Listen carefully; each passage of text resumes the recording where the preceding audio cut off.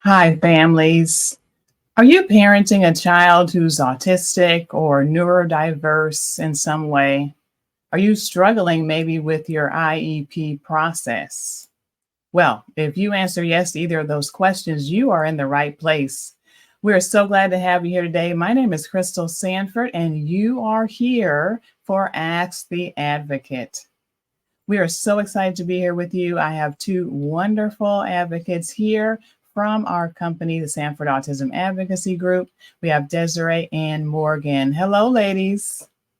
Good afternoon. So glad to have you here. Well, this is something that we do regularly where we reach out live to answer questions that families may have around autism and IEPs. Again, know that the information that is shared here today is for your informational purposes only, not to be construed as legal or medical advice.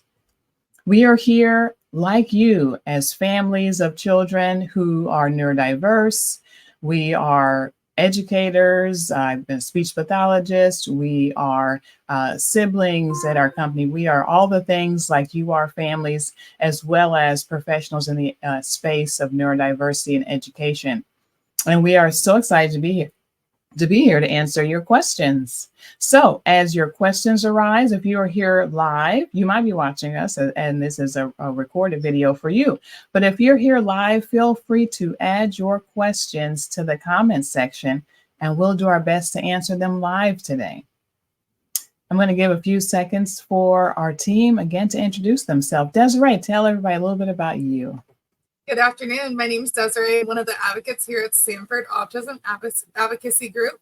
I'm also a mom of two kids who are neurodivergent and have definitely had their IEPs for many years now. That's what kind of brought me into advocacy.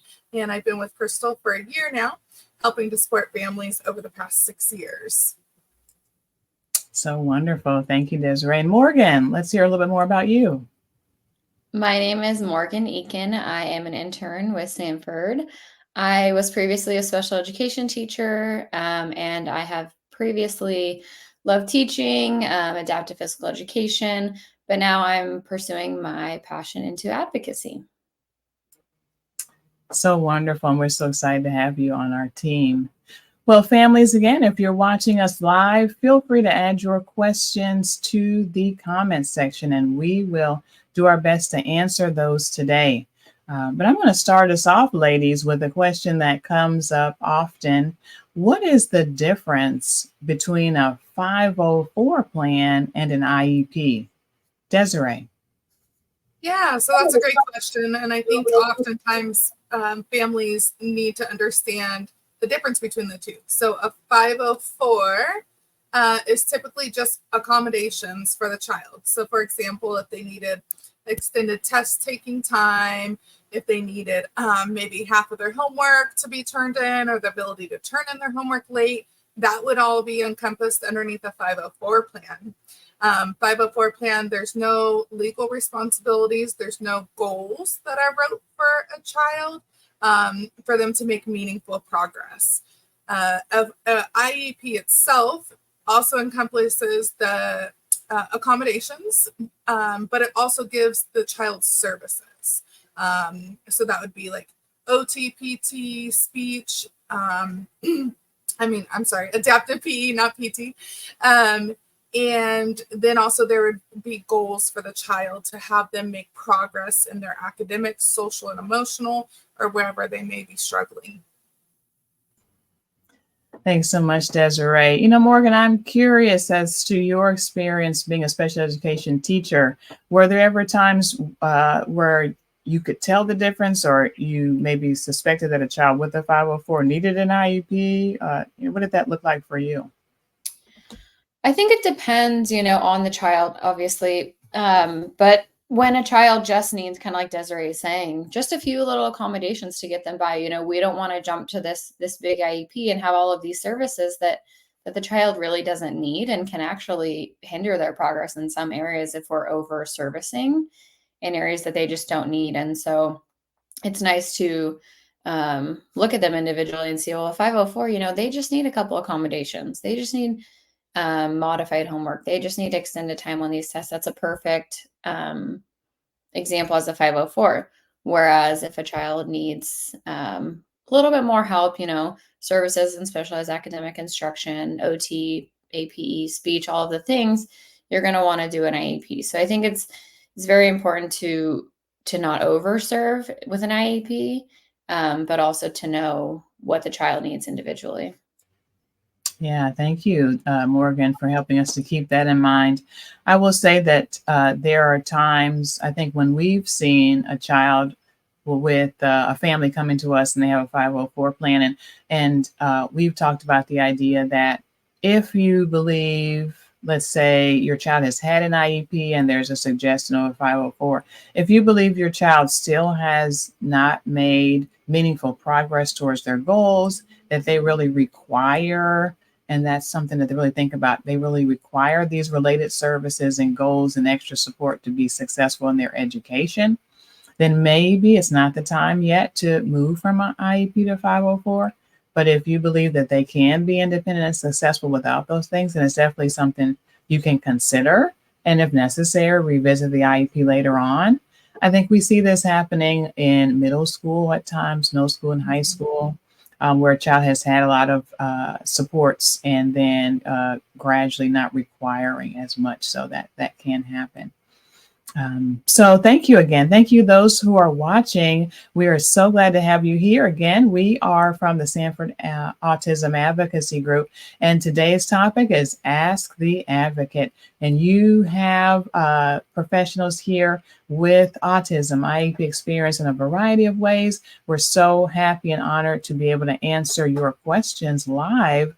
So if you're watching us live, feel free to ask your questions in the comments section.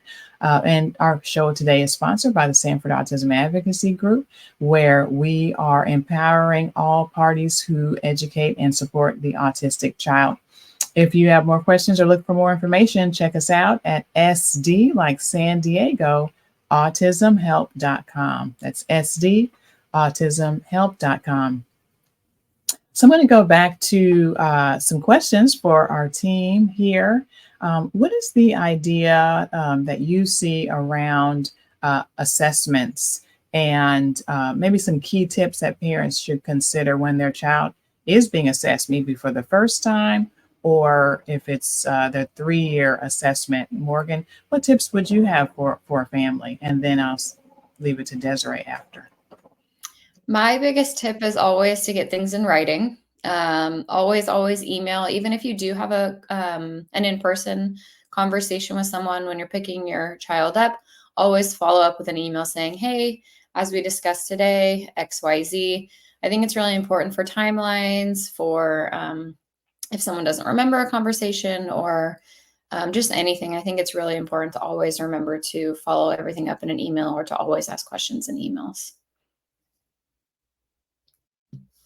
Yeah, I agree. I think you hit some very key points there, Morgan. I think also something to always keep in mind is after you request a certain assessment to be done, the school is legally responsible to provide you the assessment plan within 15 days. And then once you sign that assessment plan is when the 60-day timeline happens. So they have 60 days to complete their assessments and reconvene at the IEP table to review all those assessments. I think another huge tip for parents, and they don't really know that they can do this, is request that they send you the assessments 3 to 5 days in advance. That gives you the ability to really take time to review, this 40-page document of all the information that they've done on your child. And come up with your own questions, or you can even circle back to an advocate or, do your online research to really make sure that you're the most educated in the assessments that they've done and formulate any questions to ask the team at the IEP table. Yeah, that's really wonderful. I think this really aligns as well with the idea of participation for parents, and that meaningful participation. It's a part of the spirit of the law when it comes to the IEP, and parents should have that opportunity to participate. And that includes being able to have documents to read ahead of time so that they can come prepared with those questions. You know, it really makes the meetings so much more productive when all the parties have that same level of insight and information and parents are ready to share. So thanks for sharing that, Desiree. I'm going to go back to Morgan. You know, when you were a special education teacher, what were things that you were looking at when it came to an assessment? I think maybe some families aren't aware of what does an assessment really entail from the eyes of the assessor. I think it's important to assess in any areas that we think there could be a challenge in. You know, I would rather, as a team, do a little bit more work to find out more information. You know, there's social emotional, there's adaptive physical education, there's speech, there's OT, there's academics, there, you know, there's all of these things. And I think knowing what's on the assessment and knowing the child and just kind of making the determination to assess in any area that we feel is necessary so that we can get the most information and provide it to the team so that we can have a discussion. I like that. You know, it really is worth it time-wise, as much as a team might feel like that's so time intensive to do all these extra things. But in the long run, it's going to save time, right? Because if you go to an IEP meeting and the family is like, oh, well, we have some unanswered questions, then they're going to be asking for maybe an IEE or something like that, where you could have maybe potentially avoided that by just diving a little deeper in your assessment initially at the school level. So, and like Desiree said, providing the family with that assessment before the IEP. I love when parents came with all those documents. They have highlighted areas for questions. It really makes for a more collaborative conversation. And I think that really benefits the child. Yeah, that's wonderful, because that's who we're here for, right? We're here for the child. And we as adults are all having these conversations, but ultimately our goal is to positively impact this child's educational experience. Sometimes that gets forgotten or lost, I think, when there are disconnects or challenges, but ultimately the goal is to support that child. So thank you for sharing that. So how about coming to that IEP meeting? And again, parents or families, if you've got questions, feel free to add them to the comment section.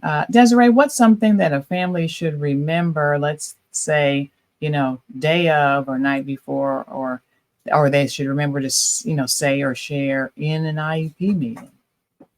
Yeah, so I think a couple things in that area are kind of important. And one of those is in the parent concern section, right? That's your area to truly voice your concerns.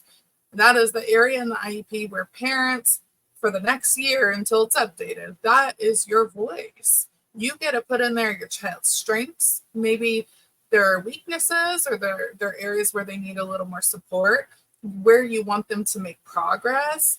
And I think a lot of times that's kind of skipped over, and there's a lot of valuable information that, you know, anybody who picks up the IEP could truly understand about this kid because it's coming from the parent's mouth. So that's a huge thing for me. I really like to encourage parents to, you know, type something up in advance so they're ready, because it's kind of hard on the spot when they're like, okay, do you have any concerns? You're like, no. And then, you know, you're not, you don't really think about like how valuable that is in IEP. Mm-hmm. I think it's super important, and that's really early in the IEP discussion. Sometimes I have been in meetings, and tell me maybe, Morgan, if this has ever happened in your situation, but where a team might say, oh, you don't have any concerns, or let's not talk about your concerns right now. Let's wait and circle back to that at the end after you hear all the information. What do you say to that, Morgan? Or would you be like, is that something you would recommend? I always like to do it in the beginning because I feel like it gets forgotten. But I do think that is a good idea if someone can remember to circle back, because you're obviously going to talk about all these things, and questions and concerns are going to arise. So maybe starting the conversation in the IEP meeting with your current concerns, and then having another time to recap and turn those concerns after as well. I think it's a great idea. Yeah, I love that idea. Recapping at the end. I've seen some teams where there is like a bullet point. Here are the top things we could talked about, or here are the lingering things we're going to do after, or let's schedule right now the next meeting because we didn't get to finish everything. So I like that idea, that recap potentially at the end, but at least starting with something in that section before at the beginning. So thank you. So another idea along the lines of that is the child's strengths, interests, and preferences. At our company, we're really huge on the strength-based IEP and the idea that every child has strengths, interests, preferences. All these things can be used as a springboard to help a child see some success educationally. And that section is right there on the IEP too, right near the parent concern section.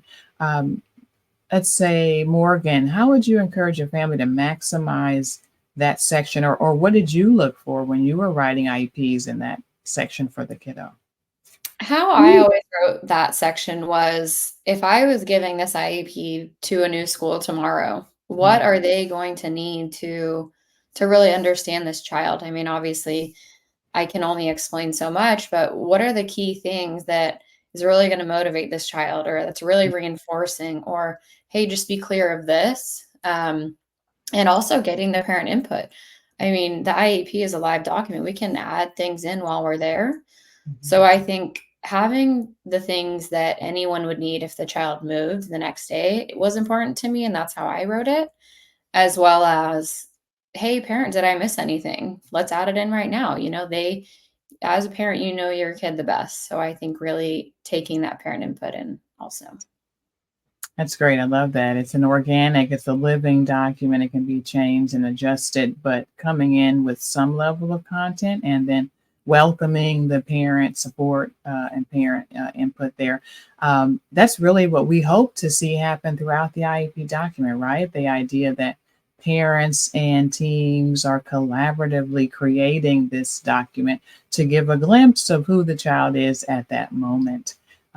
Any other tips, Desiree, on how parents can work collaboratively with their teams? For example, what if they've been struggling with trying to get their voice heard? Any tips for a family in that situation? Yeah, so I do think that sometimes there's a disconnect in communication between parents and the school districts as well. And I think I had personally one of my cases that was a really tough case, and the parent felt like we had all forgot what our purpose was sitting at that table. It wasn't that we disagreed with each other. It wasn't that we had different views. It was about the child. And we all kind of forgot that, or they forgot that, the team forgot that. So the mom brought in a picture of the kid, and she started the conversation with, I want us to remember that this is the child we're talking about, this sweet little first grade little girl, and everyone was like kind of taken back a little bit by it. And you could see everything in their face, like kind of sink in, like, you're right. We need to all kind of circle back. So I think that's sometimes a great tip when things kind of go downhill a little bit. Circle back. What's our purpose? I love that. I love the idea of keeping it child-centered, and sometimes that visual even is helpful in doing that. Some of the things I think that we kind of say as we're working towards collaboration, I think sometimes parents get tripped up on how to say things. Maybe they're in a meeting and they just feel in their gut something isn't right, but they just don't know how to say it. I know sometimes we might say things like, can you give me an example of XYZ? We might say that to a team. Or how does this goal align with my child's unique needs, right? Because that's all that the law is about. It's about developing this program that aligns with this child's specific needs, right? Not the cookie cutter IEP goal that you give to every kid in that classroom, but how does this align specifically with my child's needs? So sometimes it's the language, because you could also come off with, that's a stupid goal, and why the heck would you write that for my kid? And that's not collaborative. That's not going to serve you well in that IEP meeting, family. But the idea of, help me understand. I'm here with you working together. Help me understand how this is appropriate for my kiddo or not, and how we could maybe adjust it as needed. So language matters, I think, as well. So we are just getting closer to the end of our time together, ladies. Is there any other maybe tip that a parent could leave with and use today that you'd like to share? I'm going to start with Desiree. Yeah, I think, and it's always on my forefront, is parents have the right to record the IEP meeting. And I think that's so crucial and important. You do legally have to give at least 24 hours notice. But for example, like sometimes there's disconnects in the notes. You know, I recently had a case where the parent totally thought assessments were going to restart in fall. And the team wrote in the notes that mom wasn't agreeing to the assessments at this point. Mm-hmm. But if you have that audio recording, you kind of get a moment to circle back. I know I personally am an after thinker, so having the ability to kind of rehear the conversation if I have questions or I don't know what's happened, but then also to make sure that us as a team, we're all on the same page. So I think that's always a good tip for parents. Mm-hmm. And then, like I said, reviewing documents beforehand, writing down your questions so the IEP is actually a productive meeting with the team. I love that. So many things we've been sharing today so far, families. I just want to catch up those who are just joining us to the idea of an IEP versus a 504. An IEP, as we shared, kind of has all the bells and whistles. A 504 plan just giving accommodations.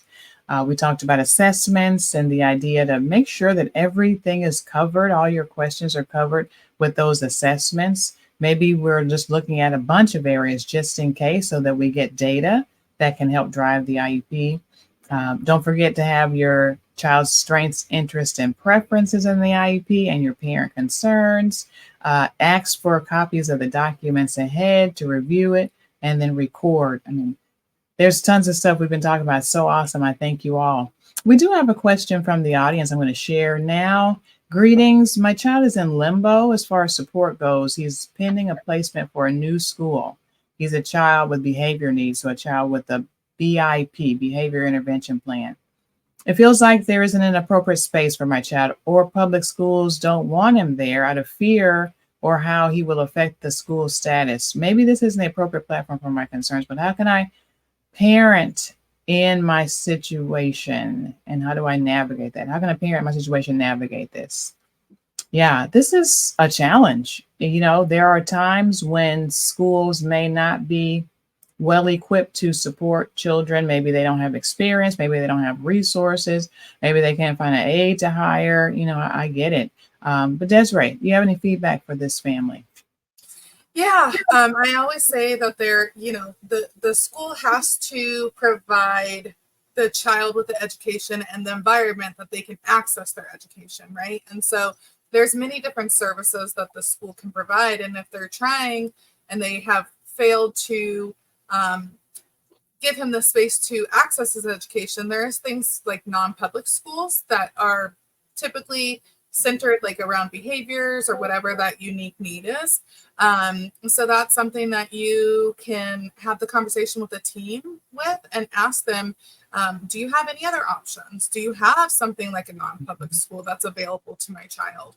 And talk to them and see if we can kind of come to an agreement at the IEP table versus having to go due process route. But yeah, I think that unfortunately, and we've had these conversations, Crystal, a kiddo has to go through multiple placements because the school district is responsible for keeping them in a least restrictive environment. Mm-hmm. So placing them at a non-public school with all kids with disabilities is more restrictive than having them in a special day class at a public school site. So unfortunately, they do have to go through that process, and it sucks. And unfortunately, kids, get lost a little bit for, a year or so until you can kind of get that non-public, hopefully. Yeah, and thank you for sharing that for this family and for others. The idea of talking with your team about the continuum of services, right? Every district, like Desiree said, has to have a variety of options. And it's right there on the IEP early in those pages where we're supposed to talk about general education with an aide, separate class, all the things through residential placement and everything in between. So maybe one environment isn't working for your kiddo, but what are the others? And can you as a family go tour and look at those options and see if they might be a good fit for your child? And then if you try one, make sure it's in the IEP in writing, like Morgan said, that you're going to revisit in 6 to 8 weeks. Because let's not just drop a kid in an environment and leave them there, hope for the best for a year. Let's see, is it really working or not? And if not, then let's move to the next and the next. So there's options. I was also thinking about FBA.